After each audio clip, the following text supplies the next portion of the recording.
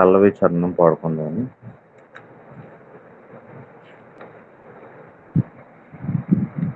అడవి వృక్షములలో జల్దర వృక్ష మెట్లునరు పరిశుద్ధుల మధ్యలో అతి శ్రేష్ఠుడైన ప్రభుని పాడిదున్ నాదు ప్రియుని జీవకాలమెల్లా అరణ్యయాత్రలు కృతజ్ఞతతో పాడిదము, కృతజ్ఞతతో పాడిదము. నీ చిత్తము చేయుటకు నన్ను నీకు సమర్పించేదన్, నీ చిత్తము చేయుటకు నన్ను నీకు సమర్పించేదన్. నా పరుగున తుద ముట్టించి నీ సన్నిధిలో నిలిచేదన్, నా పరుగున తుద ముట్టించి నీ సన్నిధిలో నిలిచేదన్. పాడిదన్ నాదు ప్రియుని జీవకాలమెల్లా యాత్రలు కృతజ్ఞతతో పాడిదను, పాడిదన్ నాదు ప్రియుని జీవకాలమెల్లా యాత్రలు కృతజ్ఞతతో పాడిదను, కృతజ్ఞతతో పాడిదను. హల్లెలూయా. అందరికీ వందనాలండి. Praise the Lord. మరొక నూతన ఉదయకాల సమయంలో దేవుడిచ్చిన ఈ గొప్ప సమయం బట్టి ఆయనకి మహిమ కలుగును గాక. మీట్లో ఉన్న ప్రతి ఒక్కరికి, అలాగే ఈ మీటింగ్ నడిపిస్తున్న, అలాగే ఈ యొక్క అవకాశం కల్పించిన దైవజనులకి ఈ నూతన ఉదయకాల సమయంలో మరొకసారి అందరికీ వందనాలు తెలియజేస్తున్నాను. అయితే నేను ఎప్పుడు ప్రసంగం ఎప్పుడు వాక్యం చెప్పినా ముందుగా ఈ ఉదయకాల ఒక మాట చెప్పి మనం ముందుకు వెళ్తాం కదండి.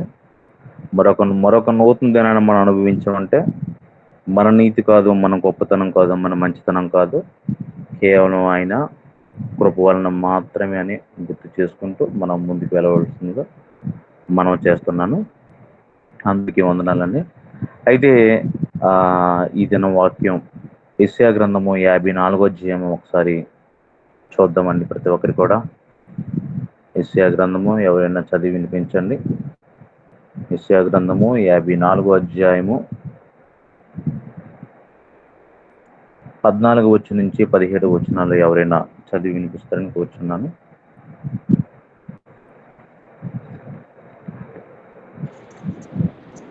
యెషయా గ్రంథం 54:14 నుంచి 17. నీవు నీతిగల దానవై స్థాపింపబడుదువు, నీవు భయపడనక్కరలేదు. బాధించువారు నీకు దూరముగా నుందురు, భీతి నీకు దూరముగా ఉండును, అది నీ దగ్గరకు రానే రాదు. జనులు గుంపు కూడినను వారు నా వలన కూడరు. నీకు విరోధముగా గుంపు కూడువారు నీ పక్షపు వారగుదురు. ఆలకించుము, నిప్పులూది తన వృత్తికి తగినట్టుగా పనిముట్టు చేయు కమ్మరిని సృజించు వాడను నేనే. నా నాశనము చేయుటకే పాడు చేయువాని సృజించు వాడను నేనే. నీకు విరోధముగా రూపింపబడిన ఏ ఆయుధమును వర్ధిల్లదు. న్యాయ విమర్శలో నీకు దోషారోపణ చేయు ప్రతి వానికి నీవు నేరస్థాపన చేసెదవు. యెహోవా యొక్క సేవకుల నీతి నా వలన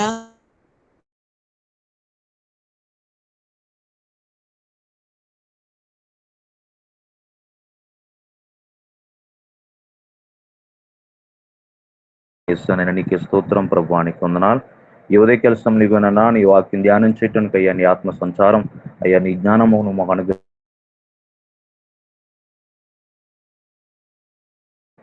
చదవబడిన వాక్యం బట్టి వందనాలండి. అయితే యెషయా గ్రంథంలో 54 నుంచి 14 నుంచి 17 వరకు మనం చదువుకున్నాం. దేవుని యొక్క మాట యెషయా ప్రవక్త ద్వారా ది లెజెండ్, ది గ్రేటెస్ట్ యెషయా, the biggest, greatest and biggest ఇక ప్రవక్త ద్వారా చెప్పబడిన ఇచ్చిన వాగ్దానంను మనం చూసుకున్నట్లయితే, ఒక క్రైస్తవుడిగా ఆ దినాన ఇశ్రాయేల్ ప్రజలకే కాదు, ఈ దినాన నివసిస్తున్న నీకు నాకు మనందరికి కూడా ఇస్తున్న మాట ఏంటంటే, ఆయన యొక్క బిడ్డలుగా మనం జీవించేటప్పుడు, ఆయన యొక్క సన్నిధానంలో మనం గడిపేటప్పుడు, ఆయన్ని మనం వెంబడించేటప్పుడు, ఆయన యొక్క నీతిలో ఆయన మార్గంలో నడిచేటప్పుడు మనకి అనేకమైన ఆ అవాంతరాలు, ఆటంకాలు, అడ్డులు వస్తూనే ఉంటాయి. ప్రతి ఒక్కరి జీవితంలో ఇవి వస్తూనే ఉంటాయి. అయితే దేవుని యొక్క మాట సెలవిస్తుంది ఏంటంటే, ఇదిగో నా కుమారుడు, నా కుమార్తె, నీవు నీతి గలమే స్థాపించబడదు, నీవు భయపడనక్కర్లేదు, బాధించేవారు నీకు దూరముగా ఉందరు, భీతి నీకు దూరముగా ఉండను, అది నీ దగ్గరకు రాని రాదు, జనులు గుంపు కూడును, వారు నా వలన కూడరు. అలాగ చెప్పుకుంటూ వస్తూ అలా కిందకు వస్తూ 17వ వచనంలో ఒక స్టేట్మెంట్ ఇస్తాడు, వాగ్దానం. నీకు విరోధంగా రూపింపబడిన ఏ ఆయుధంను కూడా వర్దిల్లదు. న్యాయ విమర్శలో నీకు దోషారోపణ చేయి ప్రతి వానికి, అంటే మన మీద ఎవరైతే దోషారోపణ చేయగలిగ పూనగలుగుతారో, కుట్ర పన్నుతారో, వారే ఒక దినాన వారి యొక్క నాలుక మందగిలుతుంది, వారి యొక్క నోటి మాట మందగిలుతుంది, వారి మౌనముగా ఉండే పరిస్థితి వస్తుంది. ఎందుకంటే వారి తప్పును తాను తెలుసుకొని తిరిగి మటు మాట్లాడకుండా వారి యొక్క దిక్కి తోచిన స్థితిలో వెళ్ళిపోవడం నీవు నేను మనం చూస్తాం, ఆయన బిడ్డలుగా మనం చూస్తాం అని ఈ వాక్యం సెలవిస్తుందండి. అలాగే ఈ నీకు విరోధంగా రూపమైన ఏ ఆయుధం కూడా వర్దిల్లదు. దీని యొక్క వివరణ కొద్ది చూసుకొని మనం ముందుకెళ్దాం. చూడండి, మన మీద ఈ దినాన ది పవర్ఫుల్ వెపన్ ఏంటంటే, ఆ రోజు యేసు ప్రభువును కూడా ఆ సిలువ మీద అర్పించే ముందు ఎన్ని మాటలు అన్నారండి. వ్యభిచారి అన్నారు, త్రాగుబోతున్నారు, ఈ దెయ్యాల పట్టినవాడు అని కూడా పలకడం జరిగింది. ఈ దినం మీ మీద, మా మీద, మన మీద, ఒక క్రైస్తవుడిగా లేదంటే ఆయన మార్గం వెంబడించిన ప్రతి ఒక్కరి మీద కూడా ఏదో ఒక నిందలు అలా వస్తూనే ఉంటాయండి. ఈ రోజుల్లో పవర్ఫుల్ ఇనుముతో తయారు చేయబడిన వెపన కన్నా అతి బలమైన వెపన ఏమిటంటే నాలుక, నోటి మాట. అనేకమైన దోషారోపణ, నేరారోపణ మన మీద వస్తూనే ఉంటాయి. ఈ అంత్యకాల సమయంలో, ఈ చివరి దినాన, ఈ కడవరి దినాల్లో దానికి ఇంకా మనం సిద్ధంగా ఉండాలి తప్ప తప్పించుకోవడానికి వీల్లేదు. ఎందుకంటే ప్రభుత్వాలు మారొచ్చు, రాజులు నాయకులు మారొచ్చు, ఏది మారినా సరే ఇగో మన వెపన్ మాత్రం ప్రభు అయిన యేసుకు, లేదంటే దేవాది దేవుని యొక్క మనకిచ్చే గొప్ప ధైర్యము, ఆ యొక్క విశ్వాసంలోనే, ఆయన నీతిలోనే మనం వెళ్ళాలి తప్పించి ఈ వెపన్ చూసి మనం భయపడన అవసరం లేదండి. ఎందుకంటే నేరారోపణలు చేస్తూనే ఉంటారు, దోషారోపణ చేస్తూనే ఉంటారు. ఇగో మత్తయి సువార్త 5:11 ఒకసారి చదువుకుందాం ప్రతి ఒక్కరి కూడా. ఎవరైనా చదివి వినిపించండి. మత్తయి సువార్త 5:11.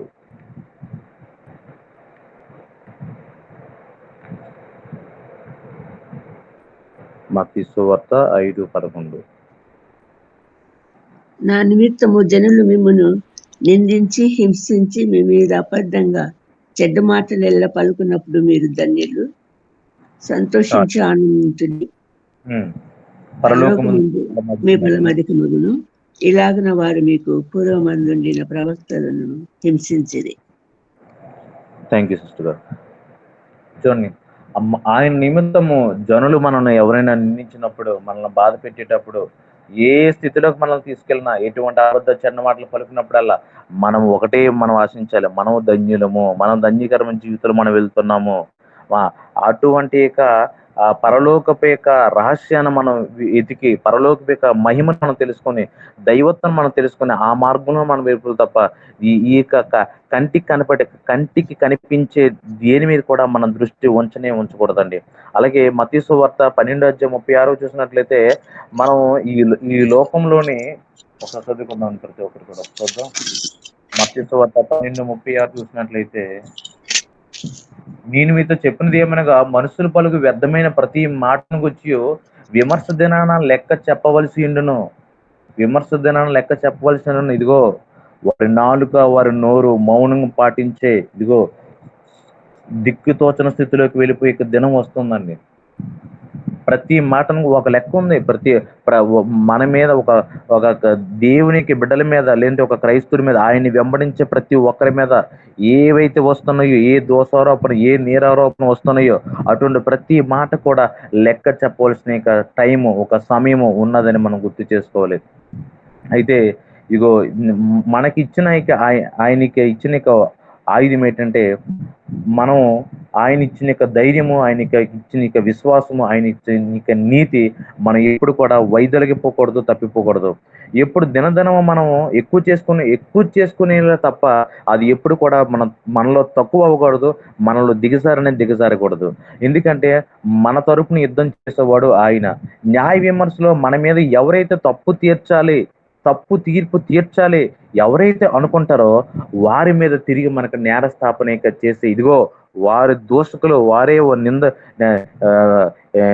తప్పు చేసిన వారే దోషులు అని, మనమే నిర్దోషులమని అక్కడ తీర్పు చూడడం అనేది మనం కళ్ళారా మనం చూస్తాం. మన జీవితంలో కూడా మన ఎప్పుడో చనిపోయిన తర్వాత కాదు, ఇప్పుడు మనం బ్రతికున్నప్పుడే అటువంటి తీర్పులు మనం చూస్తుంటాం. అనేక సందర్భాల్లో మన మీద ఎవరైతే కుట్ర పని ఉన్నారో, ఎవరైతే పుకార్లు చెప్పి ఉన్నారో, ఎవరైతే బాధ పెట్టి ఉన్నారో, అలాగే ఎవరైతే మనల్ని ఏ ఆయుధం అయితే నిన్ను నన్ను బాధ పెట్టడానికి వస్తుందో, ఇదిగో సిగ్గుపడే దినము ఒక దినం వస్తుంది. ఆ దినము నేను మనం చూస్తామండి. ప్రతి ఒక్కరు కూడా చాలా మంది ఇప్పుడు చనిపోయిన తర్వాత న్యాయమే అక్కడ చూసుకోవచ్చు, లేదు అక్కడ చూసుకుంటే క్రైస్తవ బ్రతుకు మనకెందుకు, మనము బ్రతుకుండగానే మన మరణ దినాలు గడవక ముందే మన మీద రేపబడిన ప్రతి ఆయుధము కూడా దాని దిక్కుతోచని స్థితిలోకి, సిగ్గుపడే సమయము, తలదించుకునే టైము నీవు నేను చూస్తామని వాక్యం సెలవిస్తుంది. అయితే ఏ ఆయుధం గురించి మాట్లాడుతున్నాడు, ఏ ఆయుధం గెలవదు, ఒకసారి చూద్దాం ప్రతి ఒక్కరి కూడా. ఇగోన్న పేతురుతో ఈ మాట చెప్తున్నాడు. మత్తయి 16:18 ఒకసారి చూద్దామండి. మత్తయి 16:18.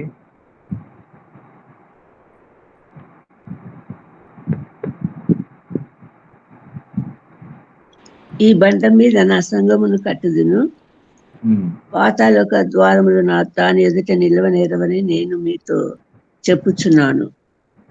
పరలోక రాజ్యం యొక్క తాళపు చెవులు నీకు ఇచ్చేదను. నీవు భూలోకమందు దేని బంధించుదువో అది పరలోకమందును బంధింపబడును, భూలోకమందు దేని విప్పుదువో అది పరలోకమందును విప్పబడినని అతనితో చెప్పాను. సరిపోతుంది. Thank you. చూడండి, ఈ బండ మీద నా సంఘాన్ని నిర్మించుకుంటున్నాను, పాతాళ ద్వారాలు దానిని ఎదిరించి నిలవలేవు. నా సంఘం ముందు దాన్ని నిలవలేవండి. సంఘం అనగా అది అందరికీ తెలిసిన మాట, నీవు నేను. చూడండి, ఎందుకంటే ఆయన బండ మీద నిర్మించమని సంఘముగా మనం ఉన్నాము. ఆయన చేత నిర్మించిన వారమే, ఆయన రక్షణ చేత నిర్మించిన వారమే. కాబట్టి ఈ పాతాళ ద్వారాలు దానిని ఎదిరించి నిలవలేవు. ద్వారం అనేక మాటకు మనం చూసుకున్నట్లయితే పాత నిబంధనలు అనేక సందర్భాల్లో ద్వారం, ఊరి గవి అనేక మాటలు మనం చూస్తుంటాం. అయితే ద్వారం అనే మాటకి ఊరు లేక నగరానికి ప్రధాన ద్వారం. పెద్దలు, నాయకులు సమావేశమే సమస్యలను చర్చించి పరిష్కారం చేసే స్థలంగా మనం పాత నిబంధన గ్రంథంలో అనేక వాక్యాలు మనం చూస్తుంటాం. అయితే పెద్దలు అవ్వచ్చు, నాయకులు అవ్వచ్చు, లేదంటే ప్రభుత్వాలు అవ్వచ్చు, దానికి సూచనగా మనం చెప్పుకున్నట్లయితే ఎటువంటి అధికారమైనా సరే అది నీ మీద, నా మీద, లేదంటే దేవుని మార్గంలో నడిచేవాడి మీద, దేవుణ్ణి వెంబడించే వారి మీద పని చేయవు అనేక మాట. వారి ఆయమ పని చేయటానికి వీలు లేదు అనేక మాటను మనం గుర్తు చేసుకోవాలండి. అయితే పాతాళ ద్వారాలు అనగా అంటే మరణ సంబంధమైన శక్తులు, అది ఏదైనా సరే ఈ లోకంలో ఏలుబడి చేస్తుంది, నీ ముందు నా ముందు కంటికి కనిపించే పాతాళ ద్వారాలు అంటే మరణ సంబంధమైన శక్తులు. ముఖ్యంగా మరణ శక్తి కలిగించిన వారు ఎవరండి? సాతాను, లేదంటే వాడి కుతంత్రాలు, వాడి తంత్రాలన్నీ కూడా మన ముందు పనిచేయవు. దేవుని బిడ్డలుగా, ఆయన్ని వెంబడించే వారిగా, ఆయన నీతిని మోసుకొని, ఆయన రక్షణ మోసుకొని వెళ్తూ ఆయన మార్గం నడుస్తున్న ఏ ఒక్కరి మీద కూడా, అది సేవకుడా, ఇంటికి విశ్వాసాలు, ఇంటికి సువార్తుడా, వాట్ ఎవర్ మేబీ, అదంతా మనకు అనవసరం. కానీ ఆయన నీతి మార్గం నడిచిన ప్రతి ఒక్కరికి కూడా ఈ స్టేట్మెంట్ ఇవ్వడం జరుగుతుందని, ఇదిగో నీకు విరోధంగా రూపించమన్న ఏ ఆయుధం కూడా వర్ధిల్లదు. ఇన్ని మన మన మీద ఇక సాతాను పనిన అది ఏ కుతంత్రాలు అవ్వచ్చు, తంత్రాలు అవ్వచ్చు, కానీ ఏ శక్తి కూడా మన పైన అధికారం చేయటానికి దానికి రైట్స్ లేవండి, వీలు లేదు. ఎందుకంటే ఆ యొక్క ఆ శక్తిని దేవాది దేవుడు అనగా మనకిచ్చాడు. ఆ ప్రాకారములో ఆయన నమ్మి ఆయన వెంబడించిన ప్రతి ఒక్కరి చుట్టూ కూడా ఆ ప్రాకారం వేయబడ్డాయి. ఏ ప్రాకారములు? ఇదిగో ఒక దినాన దేవుడు ఇందాక చెప్పాను కదా, మత్తయి సువార్త 12:36లో ఒక దినం లెక్క అప్పచెప్పవలసి ఉంది, వారికి పనిష్మెంట్ చెప్పవలసి ఉంది, తలదించుకునే స్థితిలోకి ఒక దినం వస్తారు. ఇదిగో సిగ్గుపడే దినం వస్తుంది, దిక్కుతోచని స్థితి వస్తుంది. నా కుమారుడు, నా కుమార్తె, ఒక దినాన మన పట్ల నీ పట్ల దేవుడు సత్యాన్ని వెలుగులో తీసుకొస్తాడండి. అయితే సమ్ పీరియడ్ ఆఫ్ టైము మనము ఒక ఓర్పు సహనం కలిగి తప్పక ఉండాలి. ఏ ఆయుధం కూడా వర్ధిల్లదు అంటే మనకు మనం పోరాటం చేసేది కాదు. మనకు మన సొంత జ్ఞానం చేత, మన యొక్క సొంత తెలివితేటల చేత మనకు మనం పోరాటం చేసేది కాదు. ఏ ఆయుధం కూడా వర్ధిల్లదంటే ఇదిగో దేవుడు ఒక దినాన సత్యాన్ని వెలుగులోకి తీసుకొస్తాడు అని నెమ్మది కలిగి ఉండాలి, ధైర్యం కలిగి ఉండాలి. ఎందుకంటే అంతవరకు మనం వేచి చూడవలసిన అవసరం చాలా ఉందండి. ఒకటే మనం మనం మనం చూసుకోవాలి. ఎందుకంటే ఎబ్రీ 13:6లో ఒకవేళ మనం చూసినట్లయితే ఒకసారి చూద్దామండి. ఎబ్రీ 13:6లో, ఎబ్రీ పత్రిక 13వ అధ్యాయము 6వ వచనం. కాబట్టి ప్రభువు నాకు సహాయకుడు, నేను భయపడను, నరమాత్రుడు నాకేం చేయగలడు అని మంచి ధైర్యంతో చెప్పగల వారమై ఉన్నాము. నిజానికి పౌలు నరమాత్రుడు నాకేం చేయగలడు అనే మాట, ఆ స్థితిలో పలికే మాట మన పరిస్థితుల్లో, మన భౌతికపరమైన జీవితం చూసినట్లయితే అది సాధ్యం కాదు కదండి. నరమాత్రుడు ఏం చేయలేదా? అవునా? ఎన్ని చేయలేదండి. పౌలు చెప్తున్న మాట నిజానికి మనుషులు చాలా హాని చేస్తారు, అప్పటికే చాలా బాధ పెడుతున్నారు. అప్పుడు ఇదిగో దమస్క మార్గంలో తీసుకున్న నిర్ణయం నుంచి ఈ మాట పలికిన వరకు అనేక బాధలు వస్తూనే ఉన్నాయి. కానీ పౌలు పలికిన యొక్క మాటలో మర్మం మనం చూసినట్లయితే ఇగో నిజానికి మనుషులను చాలా బాధ పెడుతున్నారు, చాలా హాని చేస్తున్నారు. కానీ మనుషులంటే భయాందోళనకి గురయ్యి నా బ్రతుకులో తావు ఉండకూడదు, అటువంటి భయానికి తావు ఉండకూడదు, అటువంటి భయానికి నేను కృంగిపోకూడదు. ఎందుకంటే మనుషులు చేయగలిగేది ఏదైనా స్కనికమే, కొద్ది స్థనాలు, కొంత టైము. కానీ దేవుడు వారితో ఉంటే ధన్యకరమైన యుగాలు వారితో ఉంటే వారితో పరిగెడితే ధన్యకరమైన యుగాలు వారి కోసం ఎదురు చూస్తూనే పౌలు చూస్తారా ఎంత గొప్ప మర్మైన మాట మనం పలుకుతున్నాడు. నిజానికి నరమాత్రుడు నన్ను చాలా బాధ పెడుతున్నాడు, నేను చాలా కృషించకపోదు, కానీ నా బ్రతుకులో దానికి తావులేదు, నా బ్రతుకులో దానికి చోటు లేదు. ఎందుకంటే మనుషులు చేయగల ఏదైనా స్కనికము, కానీ దేవుడు వారితో ఉంటే ఈ యుగాల తరతరాలు వారి కోసం ఎదురు చూస్తానంటే నిత్యరాజ్యం. కంటికి కనిపించే వాటి మీద మనం దృష్టి ఉంచకూడదని, మన ఆయుధం మన తరపున యుద్ధం చేసేది యెహోవాని మాత్రమే మనం మరిచిపోకుండా మనం గుర్తుపెట్టుకోవాల్సిన అవసరం చాలా ఉంది. అలాగే 2 కొరింథీ 4వ అధ్యాయము 17-18 మనం చూసినట్లయితే 2 కొరింథీ 4వ అధ్యాయము 17-18, 2 కొరింథీ 4వ అధ్యాయము 17-18 చదువుతానండి, చూద్దాం.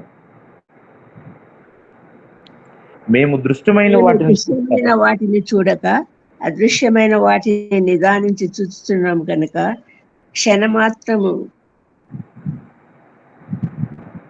చదవండి. క్షణమాత్రము చులకని శ్రమ మా కొరకు అంతకంతకు ఎక్కువగా నిత్యమైన మహిమ భారమును కలగచేయుచున్నది. ఏలైనగా దృశ్యమైనవి అనిత్యములు, అదృశ్యమైనవి నిత్యములు. సరిపోతుందండి. కానీ దృశ్యమైనవి అనిత్యములు, అదృశ్యమైనవి నిత్యములు. కంటికి కనిపించే వాటి మీద మన దృష్టిని ఉంచకూడదండి. కంటికి కనిపించే వాటిని కంటికి ఏదైతే కనబడదో కనిపించని వాటి మీద మనం కేంద్రీకరించాలి. ఎందుకంటే మన కంటికి కనిపిస్తున్న ప్రతి బాధ, వేదన, రోదన, అది శారీరక సంబంధించినదా, లేదంటే ఇక భౌతిక పరమైనదా, లేదంటే మన ఉద్యోగానికి సంబంధించిందా, మన యొక్క అనారోగ్యానికి సంబంధించిందా, లేదంటే ఇక మన బంధువుల నుంచి వచ్చిందా, మన స్నేహితుల నుంచి వచ్చిందా, లేదంటే మన సమాజం నుంచి వచ్చిందా, మన చుట్టుపక్కల వారి నుంచి, లేదంటే మన యొక్క సొంత సంఘం, మన యొక్క ఆత్మీయ నుంచి వచ్చిందా, అది ఏదైనా సరే కొంతకాలమే. కానీ కనిపించనివి శాశ్వతమైనవి. మనం మనం దాని కొరకే మనం ప్రయాసపడాలి. దాని కొరకే మనం ఎదురు చూపు చూడాలి. ఎప్పుడైతే అటువంటి ధైర్యము, అటువంటి యొక్క విశ్వాసంతో మనం ఉంటామో, మన తరపున యుద్ధం చేసేది ఎవరండి? ఆయనే. మనకు మనం చేయవసరం లేదండి. నీకు విరోధం రూపమైన ఏ ఆయుధం కూడా వర్ధిల్లదు. ఎన్ని కుయుక్తులు పన్నునో, ఎన్ని ప్లాన్లు వేసుకున్నా, ఈ లోకంలో ఎన్ని ప్రణాళికలు వేసుకున్నా అది మన ముందు నిలవజాలదండి. అలాగే మనం ఏ ఆయుధానికి భయపడాలంటే అలాగే మత్తయి సువార్త 10వ అధ్యాయము 28, 31 ఒకసారి చూసినట్లయితే, మత్తయి సువార్త 10వ అధ్యాయము 28 నుంచి 31 చదువుతాను, చూడండి ఒకసారి. మత్తయి సువార్త 10:28. మరియు ఆత్మను చంపనేరక దేహమును చంపు వారికి భయపడకుడి, కానీ ఆత్మను దేహమును కూడా నరకంలో నశింప చేయగలవానికి మిక్కిలి భయపడుడి. 2 పిచ్చుకలు కాసుకు అమ్మబడను కదా, అయినను మీ తండ్రి సెలవు లేక వాటిలో ఒకటైనను నేలన పడదు. మీ తల వెంట్రుకలన్నీ లెక్కింపబడి ఉన్నవి కనుక మీరు భయపడకుడి. మీరు అనేకమైన పిచ్చుకల కంటే శ్రేష్ఠులు.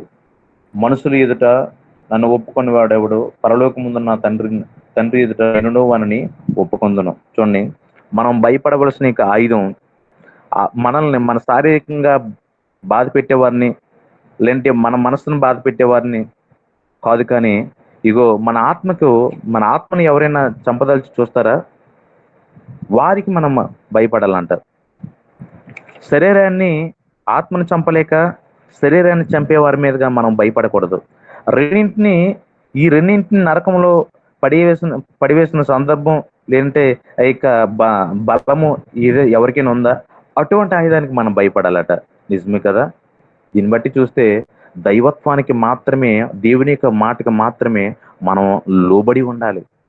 ఆయన అధికారానికి లోబడి ఉండాలి. ఇగో ఈ మాట ఎవరికండి? నీకు విరోధంగా రూపొందింపబడిన ఏ ఆయుధం కూడా వర్ధిల్లదని ఆయన్ని వెంబడించిన లేదంటే నామకార్థం క్రైస్తవం ప్రతి ఒక్కరికి చెల్లుతుందా? చెల్లదు. నా కోట నీవే, నా దుర్గము నీవే, నా ఆశ్రయము నీవే, నా నీతి నీవే అన్న వారికి మాత్రమే ఈ మాట లేదంటే వాగ్దానము క్లెయిమ్ చేసుకోవడానికి వీలవుతుంది. కాబట్టి మనం భయపడవలసిన ఆయుధం ఏమైనా ఉందంటే, ఇదిగో ఈ లోకంలో మనల్ని శారీరకంగా లేదంటే భౌతికపరమైన బాధలు, కృంగితల కృషించే ఈ స్థితిగతులకు మనము భయపడవసరం లేదు. మన ఆత్మ ఎవరైనా చంపదాలు చూస్తున్నారా? మన ఆత్మను నరకంలో పడివేసిన అధికారం ఎవరికైనా ఉందా? ఇదిగో అపవాదం ఎదిరించుడి, ఆ దేవునికి మనం లోబడి ఉండడి. మనం వాడిని ఎదిరించాలి. వాడిని ఎప్పుడైతే మనం ఎదిరిస్తామో పాపానికి మనం దూరంగా ఉంటాం. ఎప్పుడైతే మనం పాపానికి దూరంగా ఉంటామో, ఇదిగో మన తరపున యుద్ధం చేసేది ఆయనే. అలాగే దీన్ని బట్టి చూసుకొని చాలా విషయాలు మనం మాట్లాడుకోవచ్చు. సమయం తక్కువగా ఉంది కాబట్టి మనం అన్ని రెఫరెన్స్ నేను చూపించుకోవట్లేదు. దానియేలు, సద్రకు, మేషకు, అబేద్నెగోలు ఇటువంటి ఈ నలుగురు యవనస్తులు చూస్తే చూడండి, వారు దేనికి భయపడరు? ఒకటే, నా దేవుని నుంచి దూరం చేస్తే ఏ స్థితిగతులైనా, ఇదిగో నా దేవుని యొక్క కృపతో, దేవుని యొక్క దయతో, దేవుని యొక్క నీతితో అవసరమైతే మరణమైనా పర్లేదు, కానీ ఇదిగో ఓ అధికారి, నీకు మేము భయపడం. ఎంత ఆ మాట చెప్పడానికి ఎంత గట్స్ ఉండాలి. ఎందుకంటే మా తరపున యుద్ధం చేసేది ఆయనే. ఒకవేళ మేము చనిపోయినా పర్లేదు, ఎందుకంటే ఆయన దగ్గరికి మేము వెళ్ళిపోతాం. అయినా సరే నువ్వు చెప్పిన పని మేము చెయ్యము. దానియేలు 3వ అధ్యాయం 26 చూసుకున్నట్లయితే చదవవసరం లేదు. ఇదిగో ఎంతగా గట్స్తో మాట్లాడుతున్నాడు అంటే, ఎందుకంటే నా తరపున యుద్ధం చేసేది నేను నమ్ముకున్న నా దేవుడు, నా యెహోవాయే. కానీ ఈ కంటికి కనిపించిన చీప్ క్వాలిటీ, ఈ కంటికి కనిపించే కొద్ది కాలం నన్ను బాధ పెట్టి ఏ స్థితిగతికైనా నేను భయపడను. ఆ గట్స్ మనకు, ఆ యొక్క విశ్వాసం, ఆ యొక్క ధైర్యం మనం ప్రతి బలపడుతూ ఉండాలని. దినం మనకి విశ్వాసం, మన ధైర్యము దిగజారిపోకుండా రేజ్ అవుతూనే ఉండాలి. అటువంటి దేవునికి సహాయం మనం అడుగుతూనే ఉండాలి. చూడండి, ఇక్కడ ఎందాక మనం చదువుకునే వాక్యం, ఇప్పుడు మత్తయి సువార్త 10వ అధ్యాయంలో మనం 28 చూసినట్లయితే, 2 పిచ్చుకల కాట కాసుకు అమ్మబడును, అయినను నా తండ్రి సెలవు లేక, అంటే ఒక పిచ్చుక గురించే, నా తండ్రి అంటే అనుమతి లేకుండా అది నేలను పడదు, నేలను కూలదు. అంటే మన పిచ్చుకల కంటే మనం ఎంత శ్రేష్టము. ఎందుకంటే ఆయన స్వరూపంలో నిర్మించబడిన వారం, మన కొరకు ఆయన యొక్క ప్రాణం త్యాగం, మరణం, తన యొక్క రక్తాన్ని చిందించిన వాడు అన్నాడు. చూసారా? అంటే ఒక పిచ్చుక, ఇదిగోండి, కేవలము శరీరము ప్రాణం ఉన్న ఒక పిచ్చికే ఒక చాలా బలహీనమైన పిచ్చి గురించి మాట్లాడుతున్నాడు. ఆ పిచ్చికి నేలను పడాలంటే ఒక 10 పైసలకు అమ్ముడుకుపోతాయి, కానీ అది నేలను పడాలంటే నా అనుమతి లేకుండా అవ్వదు. అది నాశనం అవ్వాలంటే నా పర్మిషన్ లేకుండా అది అవ్వదు. అయితే ఒక పిచ్చి గురించి అంత అనుమతి గురించి మాట్లాడుతుంటే నీ గురించి నా గురించి మనం ఎంతైనా ఇదిగోండి. అంతెందుకు ఆ కింద వచ్చి చూసినట్లయితే మన తల వెంట్రుకల్లో లెక్కింపబడి ఉంటాం. అంటే మనం తల వెంట్రుకలో ఒకటి పడాలన్నా ఆయన అనుమతి లేకుండా పడలేని ఉద్దేశం మనం చూస్తూ ఉంటాం. కనుక మీరు భయపడకడి, మీరు అనేకమైన పిచ్చుకల కంటే శ్రేష్ఠులు. చూసారా? కాబట్టి మన యొక్క దినదిన యొక్క మన విశ్వాస జీవితంలో మనం నేర్చుకోవాల్సిన ఏమైనా ఉందంటే ఇదిగో, మన తరపున యుద్ధం చేసేది యెహోవాయే. మనం కలిగి ఉన్న యొక్క ప్రాకారము చాలా బలమైనది. మనం కలిగి ఉన్నది కంచె చాలా బలమైనది. ఎంత బలమైనదంటే అవతల వాడు ఎటువంటి శత్రువైనా, ఏ శత్రువైనా అది ఒక నోటి మాట చేత అంత మనల్ని బాధపడుస్తుందా, లేదంటే శారీరకంగా ఈ అంత్యకాల సమయంలో ఇంకా అవి ఎక్కువ అవుతూ ఉంటాయి. ముందు ఆ ప్రభుత్వ చాలా మంది మొన్న దినాన గత 2 వారాలు చాలా సంఘాల్లో ప్రార్థన చేశారు. ఏమంటే ప్రభుత్వాలు మంచిగా మారాలి, ఆయన సత్యాన్ని ప్రేమించే ప్రభుత్వాలు రావాలి, ఆయనకు భయపడే ప్రభుత్వాలు రావాలి అనేసి. నిజమే. కానీ కృప నా ఆలోచన, నా చిన్నవాడు నా యొక్క యవ్వన ప్రాయంలో ఉండే ఆలోచన ఏంటంటే, కృప అధికంగా ఉంటే ఇదిగో ఆయనకు అనుకూలమైన ప్రభుత్వాలు వస్తాయి, లేదంటే రాకడ దగ్గర పడే సమయంలో ఆయనకు వ్యతిరేకమైన ప్రభుత్వాలు వస్తాయి. మనం కలిగి ఉండవలసిన ఏదైనా సరే ఇదిగో ఈ వాగ్దానం బట్టి మనం రెడీ అయిపోవాలి. ఏ వాగ్దానం అండి? నీకు విరోధంగా రూపొందింపబడిన ఏ ఆయుధము కూడా వర్ధిల్లదు. అది ఏ ఇతరు కూడా చూడండి, మన మణిపూర్ సంఘటన ఏం జరిగిందని ఒక అమ్మాయికి, యవనస్తురాలకి, ఇదిగో నీ దేవుని విడిచిపెట్టి నువ్వు మా కులంలోకి నువ్వు కలిసిపోతావా? ఓకే, లేదంటే ఇప్పుడే నేను కాల్ చేస్తానంటే ఐఆమ్ రెడీ అన్నది. వెంటనే ఒక 3 తూట్లతో వెంటనే చనిపోయిందని, పార్ట్స్ గా విడిపోయి. చూసారా? ఆ గట్స్ మనలో ఇంకా రాలేదు, నాకైతే ఇంకా రాలేదు. ఈ వాక్యం చెప్తున్నా, కానీ ఆ గట్స్ మనకు ఉండాలండి. నిజమే కదా? మనం మొదటే చదువుకున్నాం, ఇదిగో నా నిమిత్తము మత్తయి సువార్త 5:11, మత్తయి సువార్త 12:36 ఒక లెక్క, ఒక సమయం ఉంది, దానికి మనం సిద్ధపడిపోవాలి. అలాగే యోహాను సువార్త ఒకసారి చూసుకొని మనం ముగించుకుందామండి. యోహాను సువార్త 10వ అధ్యాయము 28-30 వరకు. యోహాను సువార్త 10వ అధ్యాయము 28-30. నేను వాటికి నిత్య జీవం ఇచ్చేవాడును కనుక అవి ఎన్నటికీ నశింపు. చూడండి 27, నా గొర్రెలు నా స్వరం వినును, నేను వాటిని ఎరిగినను, అవి నన్ను వెంబడించును. నేను వాటికి నిత్య జీవం ఇచ్చున్నాను కనుక అవి ఎన్నటికీ నశింపవు. ఎవడనూ వాటిని నా చేతుల నుండి అపహరింపడు. వాటిని నాకు ఇచ్చిన నా తండ్రి అందరికంటే గొప్పవాడు కనుక నా తండ్రి చేతుల నుండి ఎవడనూ వాటిని అపహరింపలేడు. చూసా, మనం ఏమై ఉన్నామండి? ఆయన చేతిలో ఉన్నాం, ఆయన యొక్క సన్నిధిలో ఉన్నాం, ఆయన యొక్క అధికారంలో మనం ఉన్నాం. ఎందుకంటే నా గొర్రెలు నా స్వరం వినును, నేను వాటిని ఎరిగినను, అవి నన్ను వెంబడించును, నేను వాటికి నిత్య జీవం ఇచ్చున్నాను, కానీ ఎవరు నా నుంచి తొలగించలేరు. అంటే ఏ ఒక్కరి కూడా ఈ లోకంలో అధికారం లేదు. ఈ మాటను బట్టి మనం చూస్తున్నట్లయితే, ఎందుకంటే మన తండ్రి మన ప్రభు అయిన యేసుక్రీస్తుకి ఇచ్చిన యొక్క మాట మనం చూస్తుంటాం. మన తండ్రి చేత నియమించబడిన వారమే ఉన్నాం. కాబట్టి మన తండ్రి అనుమతి లేకుండా మనం ఏ ఆయుధం మనం పనిచేయగలదంటే ఏ ఒక ఆయుధాన్ని కూడా అంత బలం లేదండి. ఇంకోటి ఏంటంటే అక్కడ మన నీతి కాదు కానీ యెహోవా నీతే మనకి శాశ్వతం అట. ఇంకోటి ఏంటంటే ఏ ఆయుధం కూడా వర్ధిల్లదనే మాటకి మనకి ఇంకొక అడుగు ముందుకేసి మనం చూసుకున్నట్లయితే, శత్రువులు గవిని కూడా మనకి స్వాధీనపరిచే గొప్ప సమర్థ గల దేవుడు మన దేవుడు అండి కదండి. మోసే సందర్భం మనం చూసుకున్న మోసే ఫరో సందర్భం మనం చూస్తున్నట్లయితే, చేతుకున్న కర్ర కింద పడేగానే అది ఏమవుతుందండి? అది పాముగా మారుతుంది. మరలా దాన్ని పట్టుకోగానే మోసే జ్ఞానం చేత అది పట్టుకోలేదండి. 40 సంవత్సరాలు ఐగుప్తు నేర్చుకునే జ్ఞానం చేత పట్టుకోలేదు. పట్టుకుంటే వేరే టెక్నిక్ ఉపయోగిస్తాడు. ఆ జ్ఞానం లోకానుసారి జ్ఞానం ఉపయోగించలేదు. మోసే ఇది పట్టుకో అనగానే మరలా ఎటువంటి భయపడకుండా, ఎటువంటి తొనకుండా బెనకుండా వెంటనే అది దేవుని యొక్క మాటకు లోబడి వెంటనే పట్టుకోవడం జరిగింది. అంటే ఒకటి ఒకటి మనం ఇక్కడ గమనించాలి. ఫస్ట్ ఆ చేతికర్ర కింద పడేయగానే పాము అయింది, మరలా ఆ పామును పట్టుకోగానే ఏమైంది, చేతికర్ర అయింది. అయితే ఈ ఈ సింబాలిక్ ప్రాధాన్యంగా ప్రథమంగా మనం ఎక్కడ చూస్తామంటే ఇక ఫరో కిరీటంలో ఒక మెయిన్ సింబల్ అండి పాము. మెయిన్ సింబల్ పాము.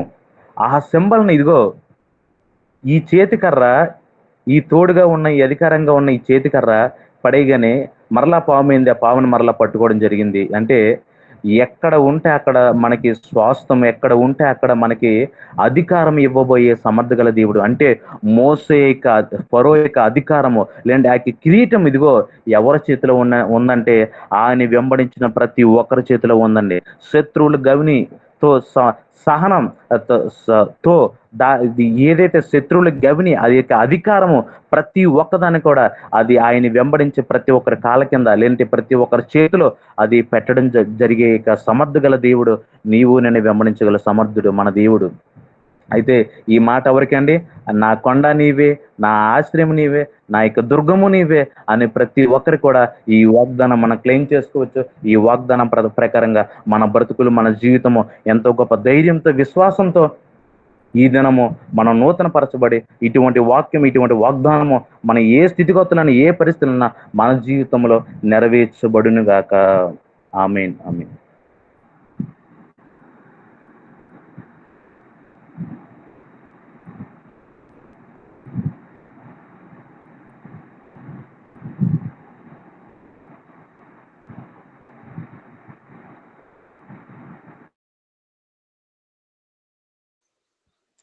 ఆమేన్, ఆమేన్.